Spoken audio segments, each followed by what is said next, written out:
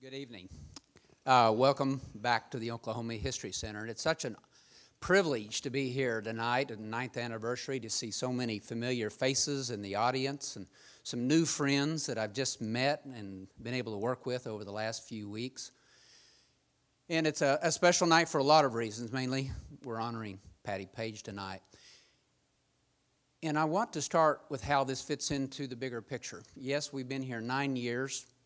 It was a minor miracle that we were able to build something of this quality in Oklahoma. You would not expect to find this in Oklahoma, but it's here.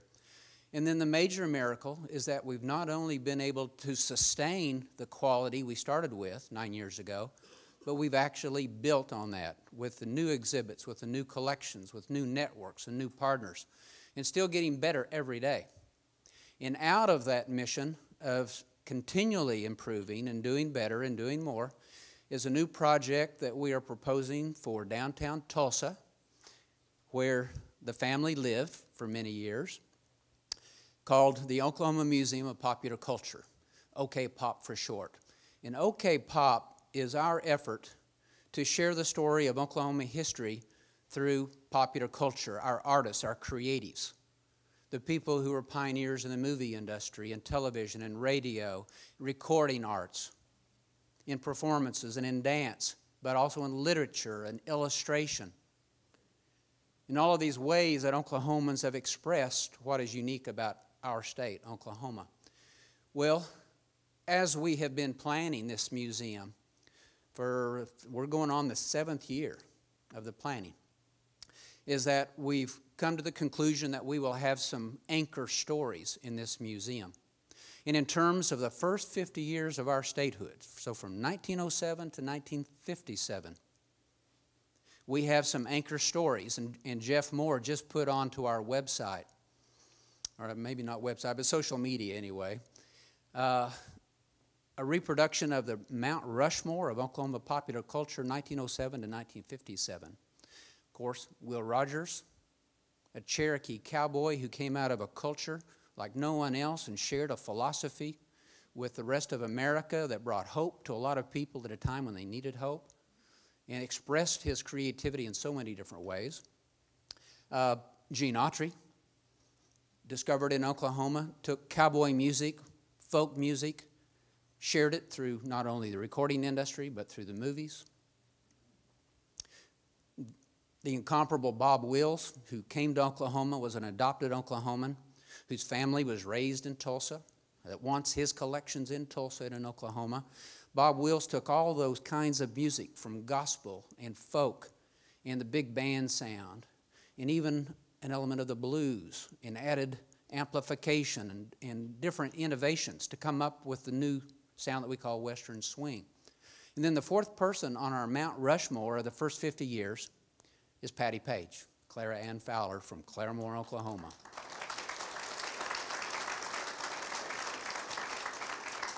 Because in so many ways, Patti Page was a pioneer who changed her craft, changed the way we perceive performers, the music that she shared with us, the music, the legacy that we need to preserve. And then that gets back to something that makes all of this work. Why are we working so hard on popular culture and sharing that? It's because it connects with people. I call it shared memory. Patti Page means something to each of us in this room. It takes us back to a moment in our lives when we might have heard a song, or we saw her in the movies, or we saw her on television. It's the star of 3 different network shows. This is a woman who connected not just with Oklahomans, but with the rest of the world through that personality that was partly defined by the Oklahoma experience. My family, to share that experience, on Debbie's side of the family, her grandfather, who was a farmer and rancher in Woodward County out of Tangier, little town that's not there anymore, would play records. He was a natural-born musician, self-taught fiddler, could play the piano, loved music, just a genius in many ways. But on Sundays, when the family would go out to the grandpa's house for dinner after church on Sundays, he would play Tennessee Waltz over and over again. The first time I mentioned this to Debbie, she said, "Oh, my granddad wore us out with Tennessee Waltz." But it meant something to that man who was very special to Debbie, special to me, our kid, and to our grandkids. That is a story in the family that'll go on. My mother, who was a pioneer in television, Ida B. on the local television stations, was a professional singer, single mom raising us 2 kids, and so she was singing at night with the big bands. Al Good, some of you remember his band. She was singing in nightclubs. And Ida, who was born in 1929, a very special year, right, Peggy? Born in 1929, wanted to sound like Patti Page. First day I told Mom about working on this exhibit, she said, oh, all of us singers wanted to sound like Patti Page at the time. She changed the way people thought about performing and the way we approached our music. So when Jeff and Larry interviewed Patti, what year was that, Jeff? 2010. Our crew went to San Diego, sat in her house, did an interview with her, and you'll see parts of that in the exhibit tonight. We started a relationship with Michael, agent with Peggy and the family. And then, of course, we lost Patti, but we've kept up our contacts with the family. And it was about, a month ago that Michael, we were talking on the phone, and we were talking about the collections. And on the phone, we says, this legacy has to be preserved. And so we sent Jeff and Larry out to San Diego. I think this was a Friday we had the conversation. And the next day they were on a flight to San Diego and worked with Michael, pulling the collections out of a storage and trying to figure out what we had. It filled up one entire van, boxes. Michael ships things, other things around the world. It was a huge collection. And the reason we did that is that we want to preserve Patti Page's collection and her legacy. We have got to make sure that no one forgets. So before we get to the rest of the program tonight, we actually have a short video that was done a few years ago. Ed McMahon was the narrator, and we are now going to show that short clip, which is an overview of Patti's life.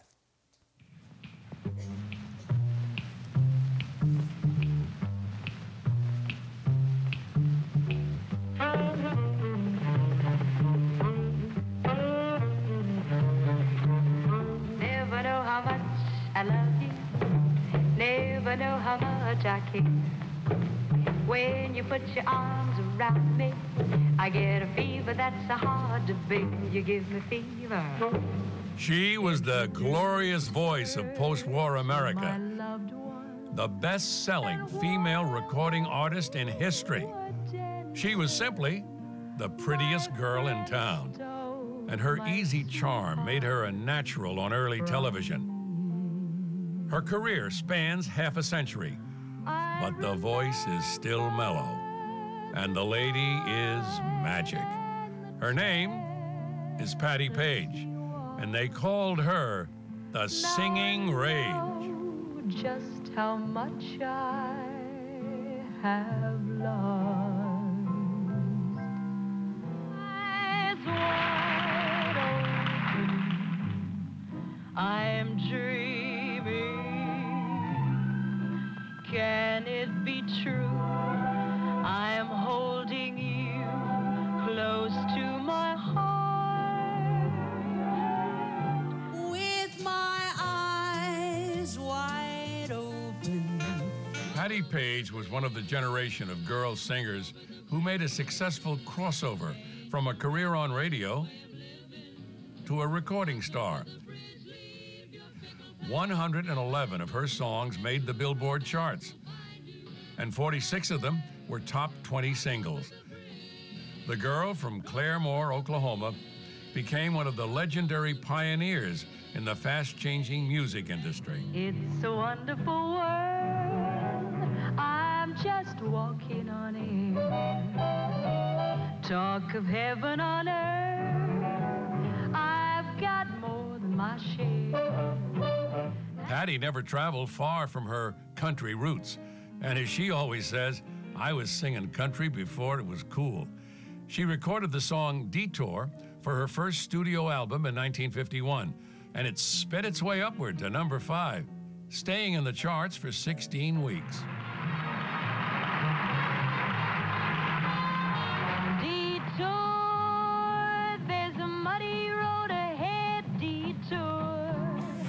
paid no mind to what it said, detour. Patti Page scored her first #1 hit. It stayed on the charts for a record 23 weeks, and the public bought over 1 million copies. It was just the beginning of America's love affair with Patti Page. All my love, I give you all my love.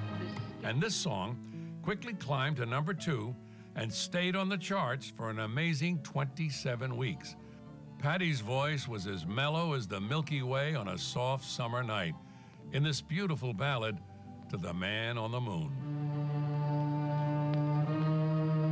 Alligator moon, I need your light to help me find romance tonight.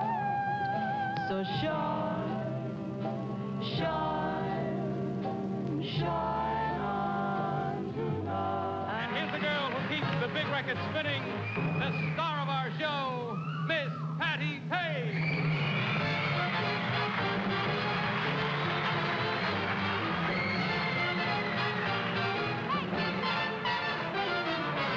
Just in time, I found you just in time. Before you came, my time was running low. Her warm personality and easy performing style were an irresistible combination for the great musical talents of the time. Crazy rhythm, here's the doorway. I'll go my way, you go your way. Crazy rhythm, from now on we're through. America was hooked on novelty songs in the 50s, and in 1952, Patti recorded an unlikely tune that captured the country's heart. How Much Is That Doggy in the Window curled up in the #1 slot for 8 weeks, stayed on the charts for 20 weeks, and sold over 3 million records in an era that rarely saw sales of that magnitude. How much is that doggy in the window? The one with the waggly tail. How much is that doggy in the window? I do hope that dog is for sale. But Doggy in the Window was not Patti's only hit that year. She recorded a sadly romantic song that touched a nerve in the human heart. Staying at #1 for 10 weeks and on the charts for a total of 22. Patti told the story in her own bittersweet style. I went to your wedding, although I was dreading the thought of losing you. But of all Patti's #1 hits, none was bigger than Tennessee Waltz, the largest selling record by any female artist in history, with well over 10 million copies sold. It was the very first country song to cross over to the pop charts, and the last song to sell 1 million pieces of sheet music. Even though it's been recorded by dozens of top stars, Tennessee Waltz truly belongs only to Patti Page. I was dancing with my darling to the Tennessee Waltz when an old friend I happened to see, thank you, introduced her to my loved one, and while they were dancing, my friend stole my sweetheart from me. I'll sing my song for no one but you.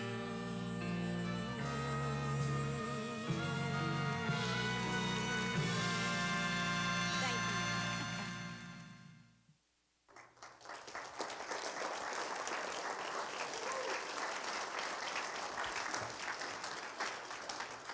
Well, that's a quick overview. That is just the tip of the iceberg. Well, we have a real treat tonight. I'm going to be joined on stage for a little bit by Patti's personal manager for several years, and her youngest sister. Please welcome Peggy Layton and Michael Glenn. Please join me on stage.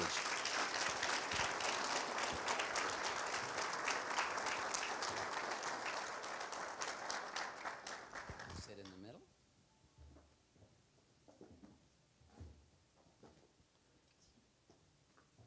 Very good. Well, Peggy and Michael, thank you so much for joining us tonight on this special night. And we will excuse me. It's a pleasure. Thank you. We will eventually get to the opening of the exhibit where we can all see that together. But Peggy, let's start with you. If you can, for us, describe the family at home, the Clara Ann Fowler side of the story, before Patti would go off and become the famous Patti Page.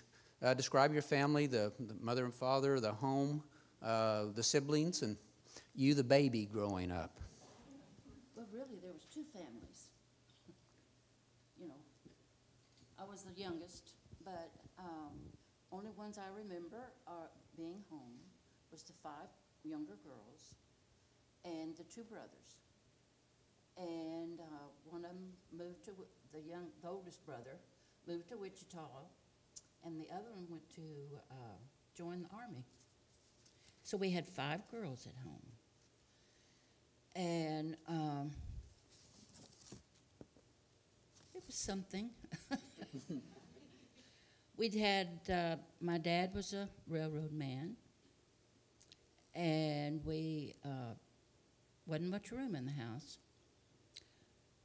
We didn't have a bathroom either. We had the outhouse, I'm sorry to say. I don't know whether everybody remembers that or not, but you probably don't, but I do. I'm sorry. I just had to say that. But Rima, Ruby, Virginia, Patti, and I. And Jenny and Patti and I slept in one bed. And I had to sleep in the middle, and I didn't like the middle. You know, so we had, you know, trouble with that. But Patti was a jokester. We lived in Avon, Oklahoma, and Mother would send us to the grocery store. And Patti and I would go to the grocery store. And there was a house, and it was empty. And she always told me that it was a haunted house. And so we would be going, and we would get there. She'd run off and leave me. And here I'd stand, you know, come and get me, I'm scared, you know. And here she would come back, and just before she got to me, she'd run off again. She was like that. She needed a spanking, but, you know. They always did things to me because they thought that I was I was the baby of the family, and I was Mother's favorite, they thought. So they could do anything, and I'd get a spanking for it. Mm-hmm. Well, that didn't happen. We all 3 got a spanking. And my mother would say, okay, girls, at 4 o'clock this evening, you'll get your spanking. We had to wait till 4 o'clock. We had to go out and get our own switches. And we each got a spanking. So that didn't work. Well, anyway, she was just like that. She was a jokester. She had to be in the front. And eventually she did be in the front. Well, you've also told me, and this is typical of a lot of musical artists that we've worked with, they're also visual artists. They can express themselves in multiple ways. And Patti liked to draw and do art at home. Kind of talk about her love of art. She wanted to be an artist first. So she got when she graduated, she got a scholarship at TU. And so she was going to go to TU and learn how to draw. And that didn't work out.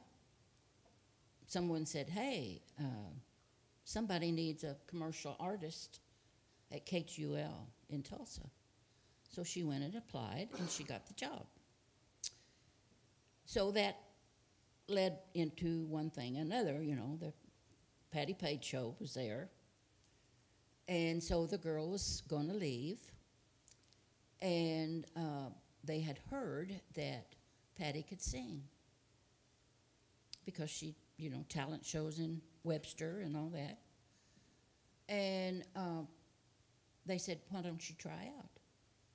Because before, when we lived in Muskogee, we lived in Wichita, and Rima and Ruby and Patti had a trio. So they sang on the radio. So she was, you know, she knew she could sing a little. So she tried out and she got it. So that started Patti Page. Mm-hmm. Well, one thing we've already found in the collections is that it shares with people all parts of Patti's life, and one of the objects that we have actually brought out on stage is a reflection of Patti's talent as an artist. Kind of set up, before we unveil this, talk about the painting we looked at in collections a couple of days ago. She did that while she was in high school. Yes, she did. And Webster has one hanging, I guess, in their hall that she did. And this one I had never seen before. But she'd always do things that you wouldn't see. Mm-hmm. But she loved to paint. She did, and if we can, let's share this painting with her. This is a painting done by Patti Page or Claire Ann Fowler when she was in high school.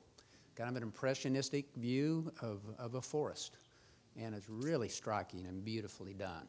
But that's the sort of thing that we like in the museum world because it expresses more than just the performer. Who was the performer?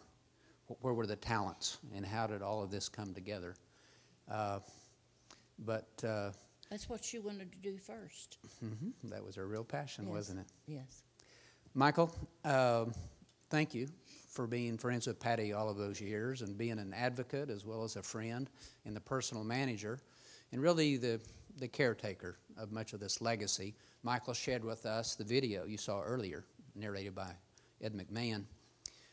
Michael, share with us when you first met Patti in that first conversation that you had with her about what you could do. Well, my first time meeting Patti and seeing her perform through a connection I had with her conductor at the time. I live in the Boston area, and she was performing in Atlantic City. And I went down to Atlantic City, saw the show, and met with her afterwards. And she, at that point in time, had released her manager of 50 years. They had a difference of opinion, and she let him go. And she was looking for somebody else to help with her career. And when I sat with her in her suite in Atlantic City after the show, I looked at her and I said, Patti, you don't need me as a personal manager to make you a star. You are a star. And what you need is somebody who can help you facilitate just day to day what you do. And at that point in time, this was in 1996, you know, she was somebody that I had remembered from when I was young.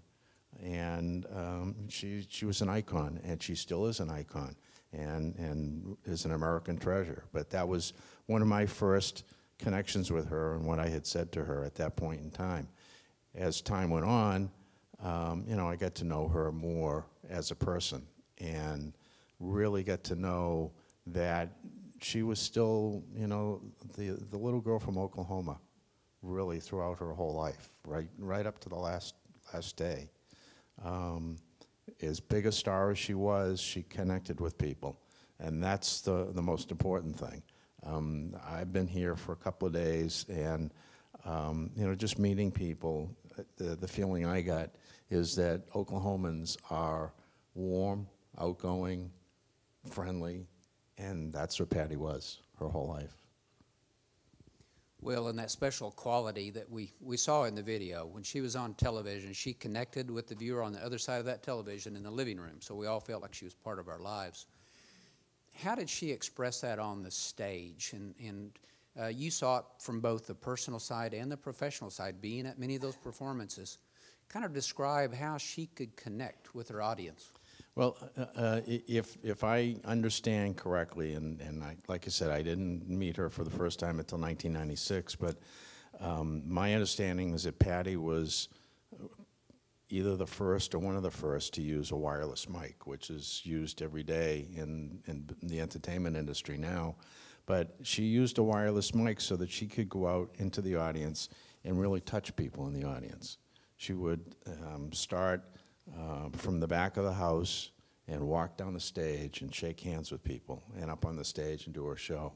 And at the end of her show, what she did typically would be a medley of her hits, because she had so many hits, she couldn't sing all of them in every show, but she wanted to share them with people. So she would sing a medley of, you know, probably a dozen of her hits.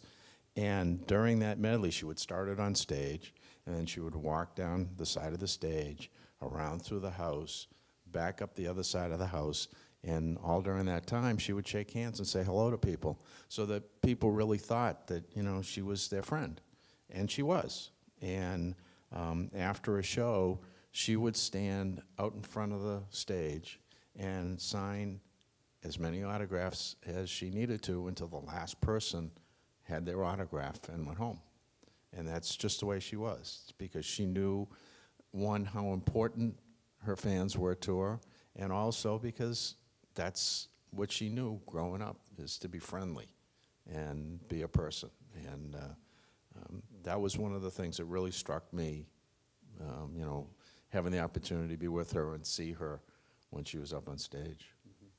Peggy, one last story from you before we carry on, that I hadn't planned to ask this, but I heard you tell the story earlier. When Patti did her first and last performance in Claremore just a few years ago, you were in the audience, and she asked you to come join her on the stage. Can you share that story with everyone? Well, she had, what, been 15 minutes in the show? And I guess she was getting kind of forgetful or something, I don't know. And she said, turn on the lights. Said, my sister, Peggy, is out in the audience, and I want her to come down here.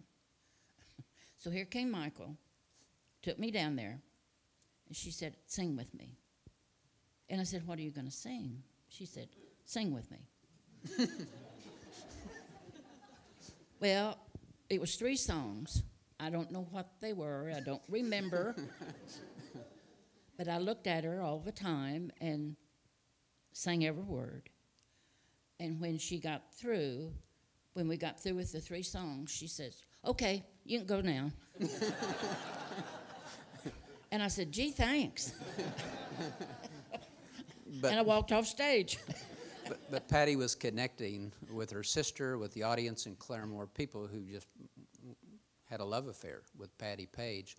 And Peggy had her own singing career. She sang as a young lady. She was on radio. She was Peggy Page, following Patti on KTL radio.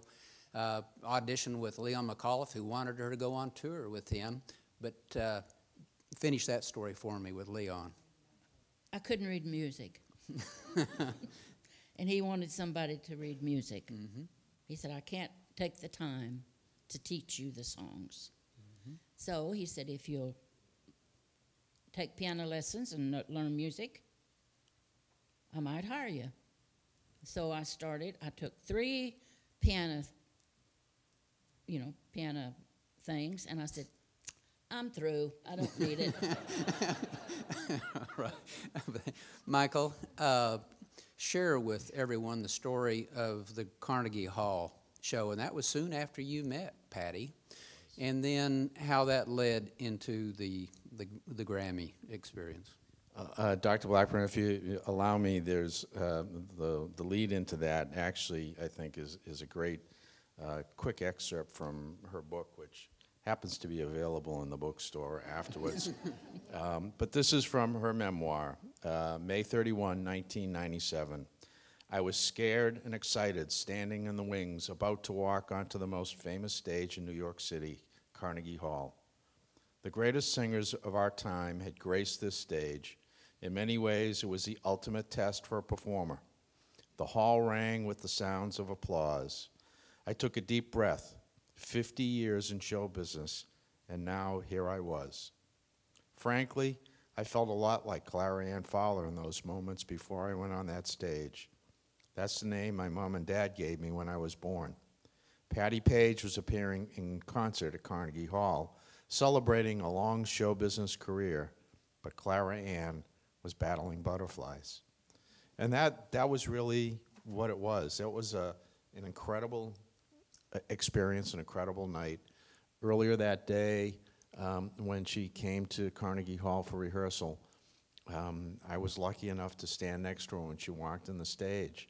And there was three of us standing on the stage, looking out to the enormity and the beauty of Carnegie Hall. And she was like a little girl. It was just so overwhelming to her that, you know, she finally made it to Carnegie Hall. So what we did on that particular event, because we felt it was so momentous, we really wanted to tape it for a television special. But the union costs and the rules and regulations were just so horrendous. It didn't make sense to the producer that we had talked with. And we said, well, at least what we have to do is record it for posterity. So I did a little bit of research, and I had found that Tony Bennett had done a live album at Carnegie Hall, and I tracked down the producer, sound company that did that, the engineer, and we hired the truck and put a 40-foot recording van behind Carnegie Hall. We had Peter Nero and the Philly Pops Orchestra as a accompaniment. He won't like me to say accompaniment, but he was. And you know, it was an amazing day. And like I said earlier, Patti walked down the aisle of Carnegie Hall saying hello to friends. You know, here's one of the biggest stars of all time, you know, at Carnegie Hall, and she was connecting with people. So we, you know, went through that evening. She was so full of excitement. We recorded that. We mixed the album. We released it. And that became her first Grammy Award just a year later. So it was, I know for her, one of the highlights of her life, to sit next to her at the Grammys and hear her name being called out. She was just thrilled, both from being at Carnegie and then receiving the award afterwards. It was just amazing to her. Michael, thanks for sharing that story. And this is a good example of what a museum should really do. Objects are the heart of any museum. You have to have objects or it's not a museum. But the stories behind the object, the emotion that you can get out of a story like that, what it meant to Patti that night, that experience, the connections, everything coming together after a long career. And she's recognized and wins the Grammy. Well, we have in this collection the Grammy. May we unveil that? And oh, excuse me, not the Grammy. That's in the exhibit. This is the gown. Michael, tell the story of the gown. That is not the Grammy. Excuse me. That's the rest of the story. And actually, one of the things that Patti did, which was kind of amazing, is she had a fellow named Rhett Turner, who was one of the top Hollywood designers, design her gowns. And when she had a performance where there were two halves with an intermission in the middle, she would make sure that she'd go backstage to her dressing room, change her gown, and come out in a different gown for the second half. So this was one of the gowns that she wore at Carnegie Hall. And Michael, you've prepared a PowerPoint. Can you kind of do an introduction and the name that you've put with the PowerPoint and the meaning of that? Well, the thing, Patti was, she was a singer, and because of her notoriety, she would often get invitations to give a speech of some sort, which terrified her to no end. And she would, you know, kind of put together a few words, but then she would say, I'm a singer, so what I want to do is sing a song for you. So just about every time she did a speaking engagement, she would sing a song. So I thought it would be appropriate to end this section here with Patti singing a song for you. So this is a cut from her last album. It's called Home Sweet Oklahoma. You'll hear a male voice accompanying her, who is the wonderful Vince Gill. And this is a tribute that I thought would be fitting for Oklahoma. And before we show that tribute, let's give a round of applause for Peggy Layton and Michael Glenn for joining us tonight. Thank you very much. Thank you. It was a pleasure. And so we can watch this as well. Why don't we take our seats? You gotta get me up.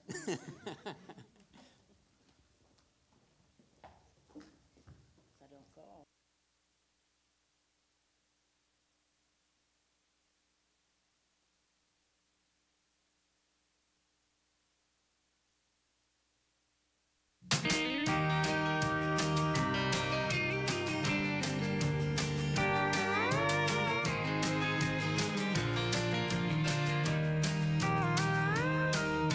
A little rock house off of Highway 3 where the redbuds bloom in the spring. The bluebirds fly in the clear blue sky from a blackjack tree. Broken windmill stands at the edge of the field. I can still see Daddy plowing over the hill in Oklahoma. You're as far as my heart can see.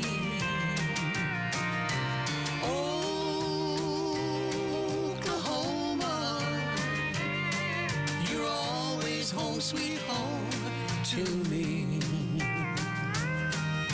Still got a quilt my mama made when I was just a child. I remember how she talked about the bluebells growing wild. She always told me, girl, go and chase your dreams. But after all my chasing, I know where the grass is greener in Oklahoma. You're as far as my heart can see.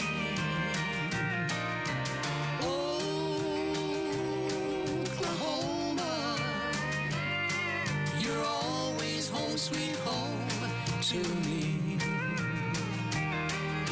Now, I've been everywhere, had a lot of answered prayers.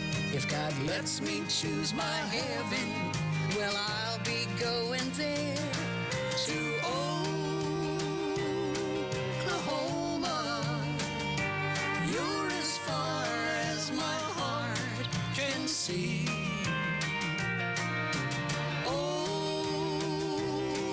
Oklahoma, you're always home, sweet home to me. Home, sweet Oklahoma to me.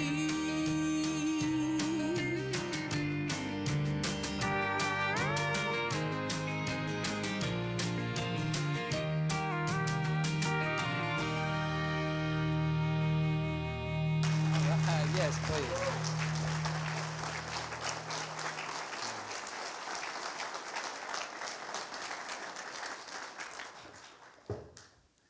Greg, thank you. I'm Michael. Thank you for doing that. Fitting tribute. We can tell you loved her very much, and thank you for sharing that with us. Well, now for the next part of this tribute tonight, pleased to introduce Dr. Greg White, who is a long list, so I wonder, is an actor, director, playwright, producer, presenter, and is the director of musical theater and the producer for Broadway Tonight at the University of Central Oklahoma. And Greg approached us a couple of years ago with an idea he had to do a stage show on Patti Page, and he has completed that. It's called The Flip Side, The Patti Page Story. It's already gone to New York. It's been on the stage, performed several times. The Greg and the cast are about to go out onto the road again. And for this next part of the program, I'd like to welcome Dr. Greg White, and who will introduce the people with him and talk a little bit more about the presentation. Greg?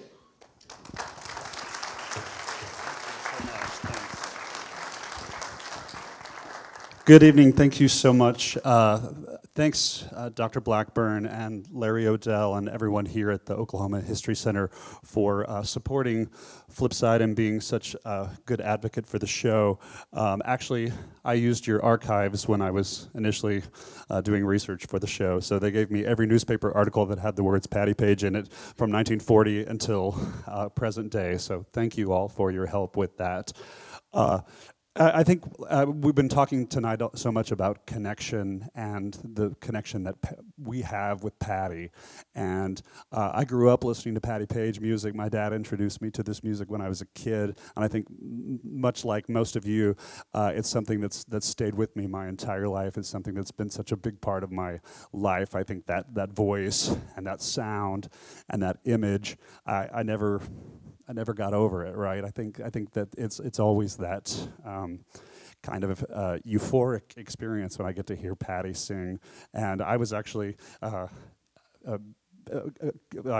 fortunate enough to be at the final performance, Patti's final performance. I think she wore that gown, didn't she? Yeah. and when I got to see Peggy sing with her, and so probably I'm an actor, and I of course teach at the University of Central Oklahoma. Probably 20 plus years ago, I was touring with a show called Forever Plaid, and if you know anything about musical theater, Forever Plaid is a tribute to the 1950s, ironically, right? And the cast, we all went to see a show called Always Patsy Cline, right? And after the show, we were all talking, and one of my fellow Plaids said something about, I can't believe how many hits that Patsy Cline had. And I spoke up and said, well, nobody had more hits than Patti Page. And there was a silence at the table for a moment, and the guy that I was talking to, he said, I don't think I know who Patti Page is. And I said, how could you not know who Patti Page is? And so it planted the seed in my head that, you know what, I think this is something, I know it's something that we as Oklahomans love, but I think at that time in history, she was such a zenith. I mean, she was beyond what I think we can even comprehend today. The only musical artist to have her own show on all three networks when there only were three networks. I think we can't even comprehend that today. So it planted the seed in my head, and so the thought about legacy continued for decades. And then in 2007, I went with my date, Billy Thrash, who's actually here tonight. Hi, Billy.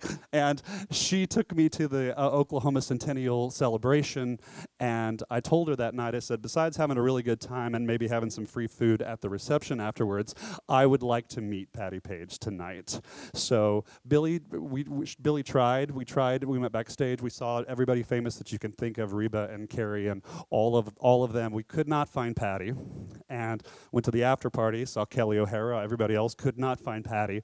So I was sitting at a table in the Skirvin, in the ballroom, surrounded by famous Oklahomans, and a very kind, very earnest gentleman asked if he could sit in the empty chair next to me, and that gentleman is Michael Glenn.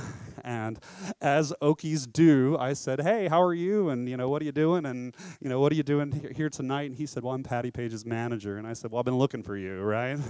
So, and thus began, and I used the word legacy that night, and he said, this is something that's very, very important to Patti. So I think within a month, I was on a plane to Nashville, and it was one of those moments that I'll never forget, because when I actually got to meet Patti was at the Ryman Auditorium that night. So it's one of those kind of moments that you'll never forget. But Patti was a collaborator with me on Flipside, the Patti Page story, as far as she was able to tell her story and we were able to talk. And of course, Michael was instrumental in this happening. And I also really want to make a huge thank you to Peggy, who the cast us we like to call Sassy Peggy, right? Because Peggy was also someone I interviewed, and she gave me so much information about Patti. And Tim and I just met tonight for the first time, and Tim had given me so much information. He'd sent me some fantastic pictures, and so thank you all both for your input into this project. So flip side, the Patti Page story is just that. It's Patti's story on stage with her music, and I think the hardest part of the show was, with 111 songs on the Billboard charts, the hardest part was choosing what songs not to put in the show, right? I teased that I could write 5 Patti Page shows, right? I won't, but I could, right? So Flipside has had incredible success. We began at the University of Central Oklahoma on the Broadway Tonight series. We went on to the Kennedy Center. We entered a National Kennedy Center contest. Out of about 3,500 productions, they chose 5 productions to go to the Kennedy Center. Flipside was one of the ones honored, and I'm going to talk just a little bit more about that tonight. We played off Broadway, but I have to say, when I was creating the show was the most special time. I got to meet Patti, I got to talk with Patti, and as everyone said tonight, so loving, so kind, so generous, and so genuine. So I think that the hardest part for me was, what story am I going to tell here? And is there that much conflict? Because Patti was actually a really, really good girl, right? She was a good Oklahoma girl. But I really found what everyone's talked about tonight's kind of in the through line. While we see Patti Page, that image, that glamorous image, which you see a lot of in the show. I think she changes clothes 19 times in 90 minutes, right? What really is the heart of Patti was Clara Ann Fowler, and that's what I got. This is even before the memoirs were out, right? I got that from just meeting her and spending time with her. So it's been an honor to be part of this journey, and thank you, Michael, again, and Peggy.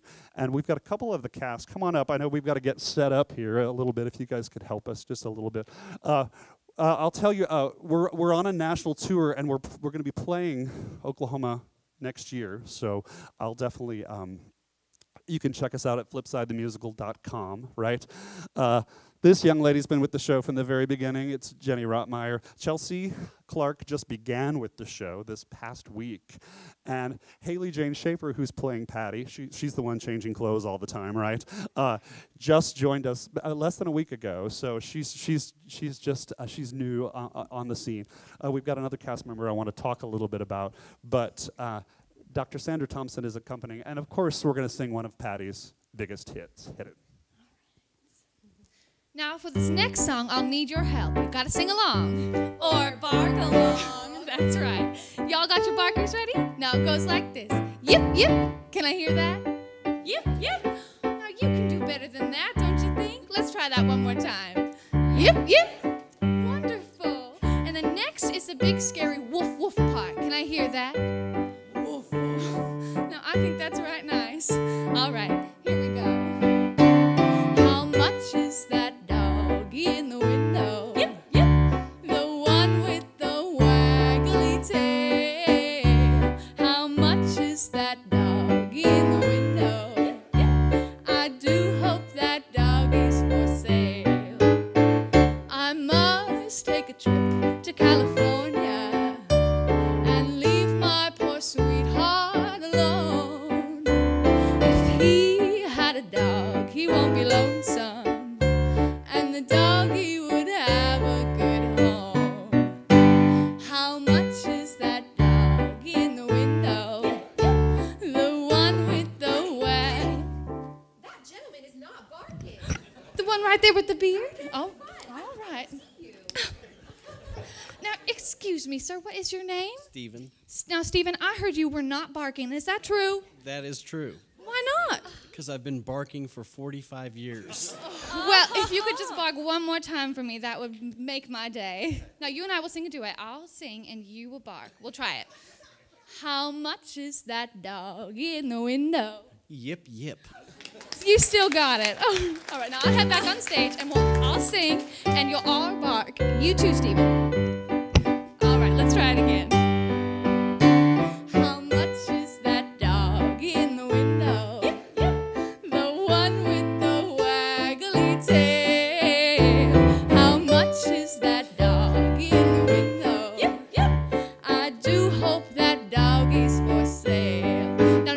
a big scary woof woof part. All right, let's try it.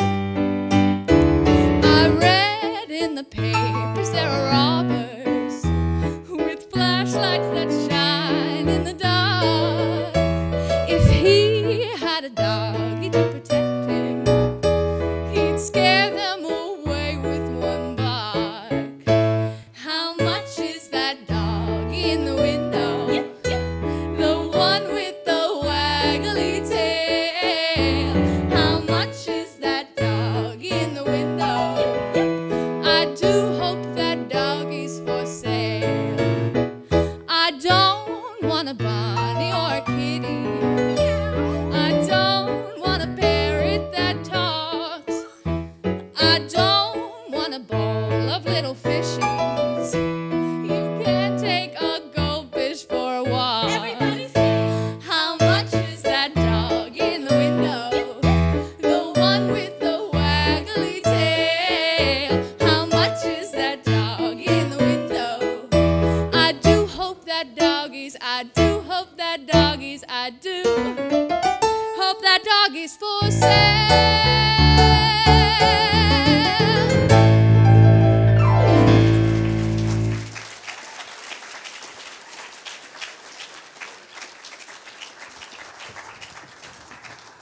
Thanks, ladies. I'll just end with this. Patti, when we had the world premiere at the University of Central Oklahoma, Patti was scheduled to come for the opening. Patti and Michael were going to come for the opening, and at the last minute there were some health concerns, and so she was not able to join us for the original. She did see the show. She saw it via DVD, and she and I spoke about it several times. And Michael, of course, kind of kept me up on what was going on. But opening night, right before opening night, Michael sent me a letter that Patti had written, and if you know anything about theater artists, for tech, you're awfully stressed and you're awfully fragile, so I'm going to confess I might have had a little meltdown when I read this letter from Patti, but I thought I would share just a little portion of it with you today. She talks about many years ago when Clara Ann Fowler first stepped into the KTUL studios in Tulsa. There was never a thought that I would have such a wonderful career as a professional singer and recording artist, from Tulsa to Chicago to New York and all over the world in concert, on television, radio, recording records. I've been blessed with some notoriety and success. Throughout my journey, it's been fulfilling to meet and work with talented musicians, performers, and that have inspired me to give my best of my God-given talents to each and every audience who took the time to listen to my music. I often hear that a particular song or performance of mine continues to hold a very special memory for someone. For the love and support I have received from all of my fans, I'm truly grateful. Gold records, a Grammy, or induction into the Hall of Fame are special recognitions of various milestones and accomplishments I may have garnered along the way. But with the premiere of Flipside, the Patti Page story, I acknowledge gratefully what I consider to be the ultimate compliment that can be paid to any artist. I'd like to share here to close a young lady from Muskogee who has lots of connections really throughout her life really with Patti, but has done such a beautiful job emulating Clara Ann Fowler, and that's Haley Jane Pierce. Actually, both of these young ladies are named Haley Jane, right? But Haley Jane at the Kennedy Center Festival that we took the show to won Best Actress out of the nation, not in the Oklahoma region, or it was out of 3,500 productions. She won Best Actress in the nation for playing Clara Ann Fowler, for playing Patti Page, right?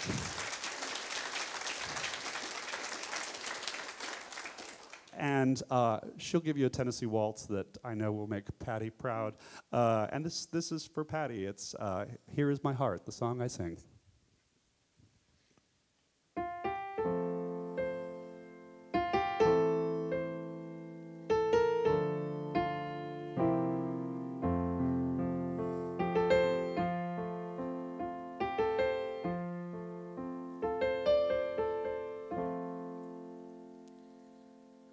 I was dancing with my darling to the Tennessee waltz when an old friend I happened to see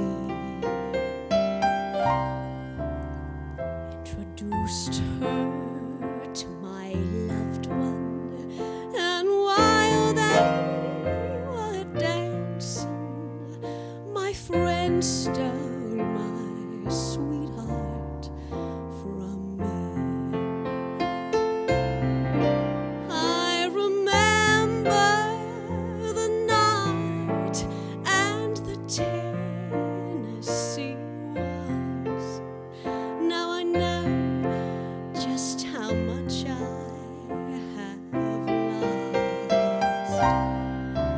Yes, I lost my little darling the night they were playing the beautiful Tennessee waltz. I remember the night and the Tennessee waltz. Now I know just how much I have lost. Yes, I lost my little darling the night they were playing the beautiful Tennessee waltz. Yes, I lost my little darling the night they were playing the beautiful Tennessee waltz.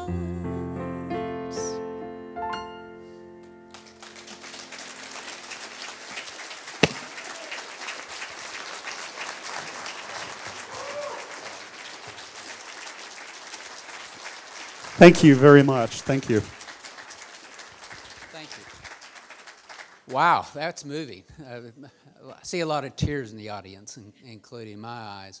So thank you. They are right in the middle of rehearsals to go out on tour. But when we told Greg and the cast that Michael and Peggy and the family were coming in, they said, we will be there. So we want to say how much we appreciate you taking the time and joining us.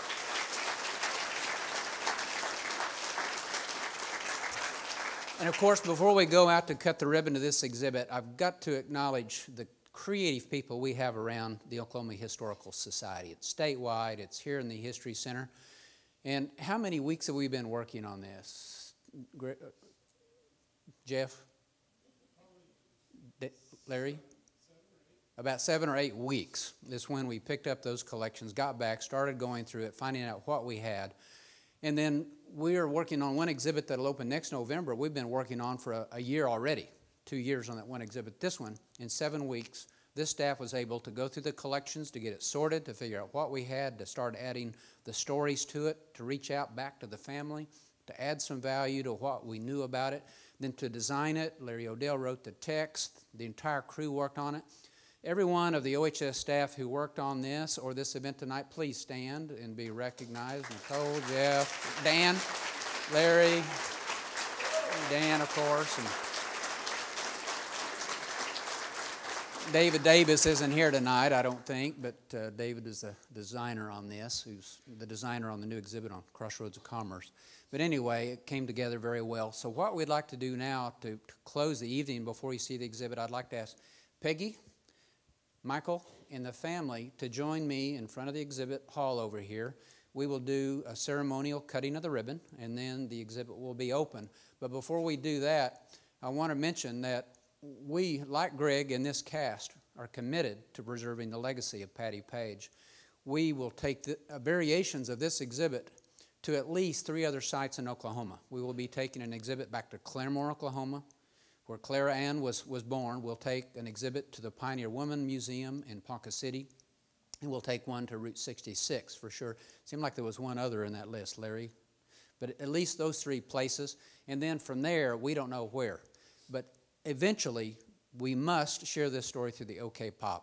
Talk to your legislators, talk to the governor's office, let them know that this is an important opportunity in Oklahoma history to celebrate the creativity of people like Clara Ann Fowler, Patti Page, and Bob Wills, and the Steve Ripleys, and everyone else who has made this legacy of creativity, and it shows the rest of the world how special this state is. So thank you for joining us. If you will allow us to kind of get out of the doors first, please join us on the other side of the hallway, and then we will cut the ribbons. Thank you very much for coming tonight.